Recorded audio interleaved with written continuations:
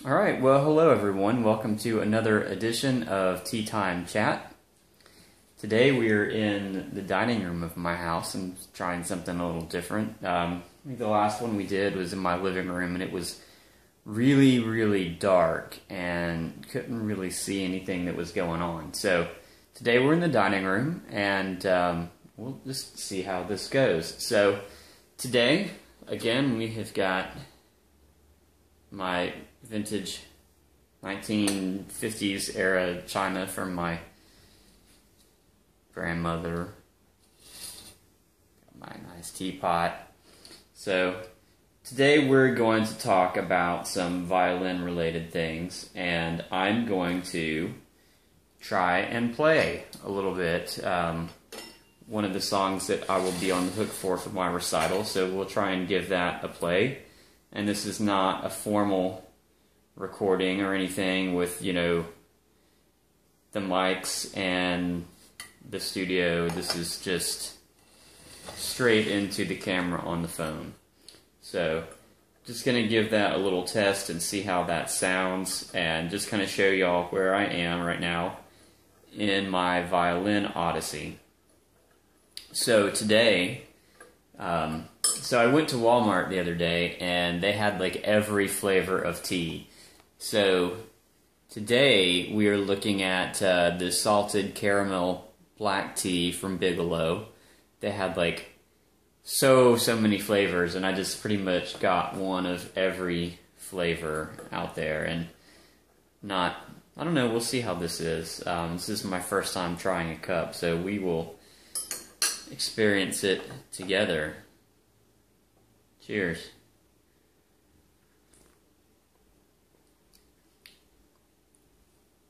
It's alright, I mean, it's decent.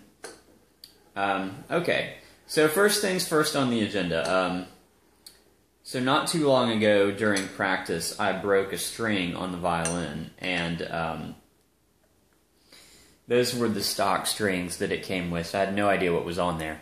But apparently they were steel core strings. And for those of you that play guitar, like acoustic or electric guitar, that use steel core strings, you know sometimes how they break. Like, typically what happens is the wound strings, the steel inner core will break. For me, it's always typically at the bridge saddle, and then it'll pop, and the string will go slack, and it'll be held in place by the windings. So that's exactly what happened. So like my D string broke on my new violin, and so I had to use my backup, use that antique fiddle we talked about until I got some new strings. So, as those of you who are into violin know, strings are very expensive. Even like cheap strings are pretty expensive. So I decided to pull no punches and go with the dominants.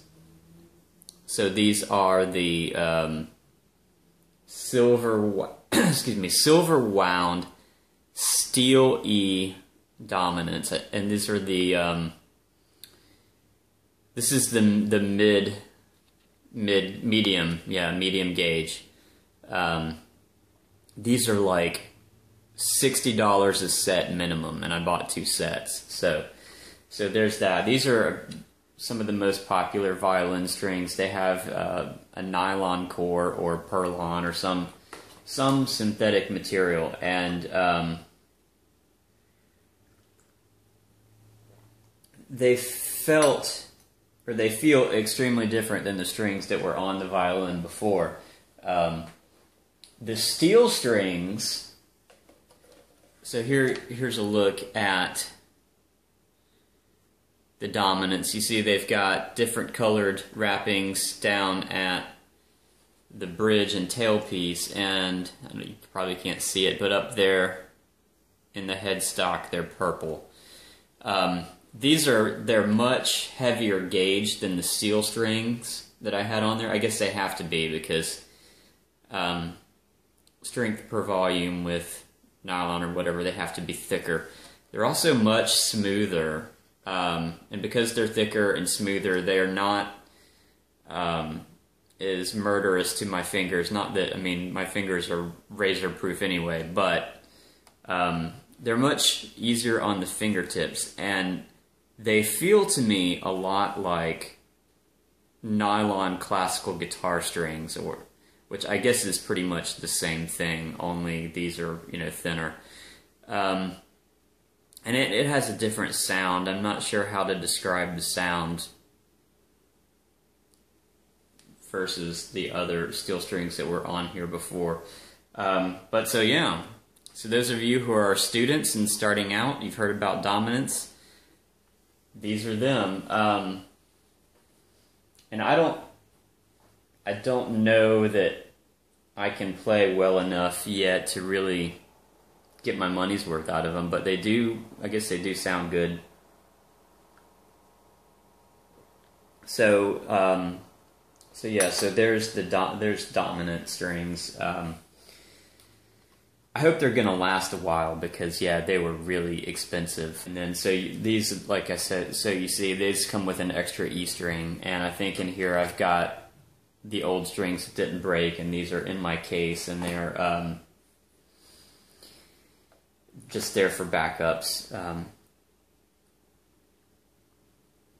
So let's see what else I have in here to talk about. I also got a couple of new tuners. So these clip-on tuners are all the rage now. This one is Fender. The very popular one is the Snark, but it's got a little clip. It works off sensing vibration. So this clips on the headstock of whatever. This is like, so it lights up, has a LED screen. It has different modes. So this one, you can see the V here. This is in violin mode. So it is calibrated in this mode for, obviously, violin. But you've got different modes in here. You've got like a chromatic mode. You've got guitar, obviously, bass, violin, and ukulele. And so this is pretty neat. I got one of these also for my bass because I had been using one of the old school plug-in tuners that you plug in, you know, with a cable. And that is a little harder to deal with, like, because we're playing at church or whatever, so I have to plug the cable into the tuner and tune, and then unplug and then plug back into the PA, and that was really a pain. So this, or the one I have for the bass, I just basically clip on. Actually, I clip this one on the bridge instead of the headstock. I clip it on the bridge of my bass, and it seems to pick up a little better. The thing I do not, and this is the Fender model, FT004. The thing I do not like about this is it seems to sometimes have difficulty picking up the low, well, the E string on the bass. There's no low E, there's only one. But that can be a little frustrating. I don't know if the Snark has that same problem, but the store I went to didn't have the Snark. They had the Fender, so, and it was like, they were like $10 or something like that, so I picked up two. Alright, so let's see what else is on the agenda for this discussion. I have another cup of tea here. So what I'm practicing right now is Gossec's Gavotte, and I have no idea if I'm saying his name right, but it's the last piece in Suzuki Book 1, and I'm going to play that one at the recital. Also, probably Bach's Minuet number 2, I believe it is.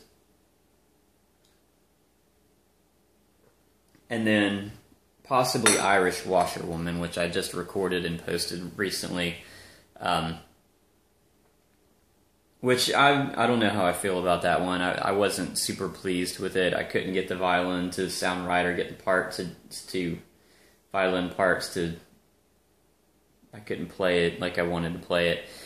Interesting though, you'll notice if you're a fan of that kind of music, you'll notice I play it kind of slow, and that's because I have accompaniment with it. I arranged and recorded all the accompaniment, and you can very quickly outrun your accompaniment with the violin. Like, you can play the melody so fast that you can't keep up with the chord changes and strumming chords.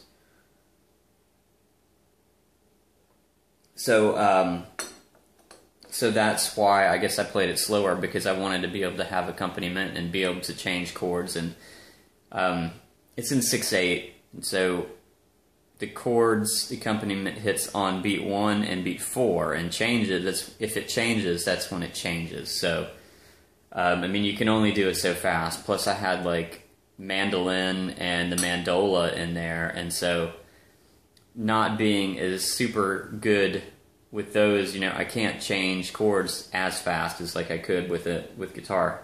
So I'm gonna get the violin now, and I'm going to attempt to play Gavotte for you, and we'll see how that goes.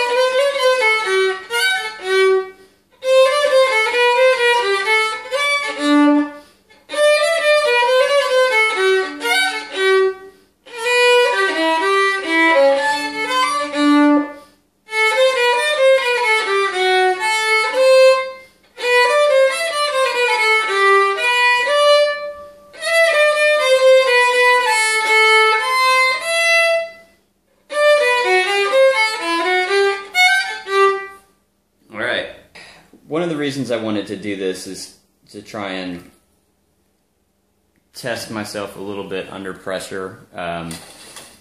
Obviously, recording in front of a cell phone is not the same as like playing in front of a bunch of people, but you know, recording does in some cases, you know, make you nervous like playing in front of people does, and I really need to practice on that because I don't want the recital to be a complete and total train wreck. And as everyone knows who's in music, you know, if you're performing and you're starting to get nervous, you've got stage fright or whatever, the first thing that goes is like your motor skills.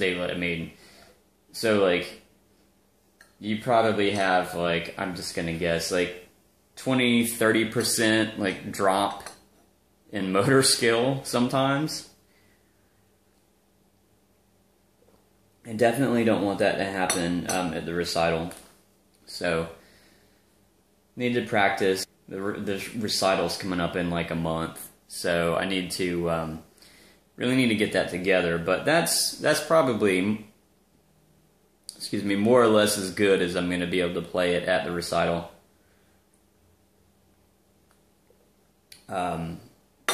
Yeah, so there, for whatever that's worth. So if you are if you're into violin, if you've done recitals or whatever, you know, leave a comment. Tell me how your first recital went. I'd be interested to know. So of course, those of you who know my channel know that I've been playing music for a long time. I used to have a band, and I've performed on stage before, like with my band, and of course I have a gig playing bass at church now, so I play every week at church, twice on Sunday, and we actually had a Good Friday service last night, but that's a little bit different. So at church, I'm not up on the stage. People, for the most part, aren't really paying any attention to me. I'm kind of huddled down by the piano with the guitar players. So it's different. It's completely different than being up on stage, for one, and for two, with bass, I'm obviously playing an accompaniment supporting role. I'm not playing the melody, so it's usually, not to say that what I'm playing isn't necessarily complicated or challenging. I mean, it can be, certainly can be. But it's not like, you know, it's not like I'm up there playing the lead part. So, I actually did that for our Christmas Eve service last year. I played the melody for Silent Night. We had like 3 other people strumming it on guitar while it was being sung. And I'm like, well, okay, I'll just play the melody, because I had been learning it anyway to record. It took me, I think I may be out of tea. You know, yeah, it took me maybe 4 or 5 tries here just now to get started on Gavotte, and that's not good. I mean, I want to be able to just like play it at the recital. So anyway, well, I'm out of tea. Thank you for joining me. I'm going to go edit this together and post it up. So please feel free to comment, give me a thumbs up, subscribe. Tell me why my violin playing sucks. And we'll see you with the next video.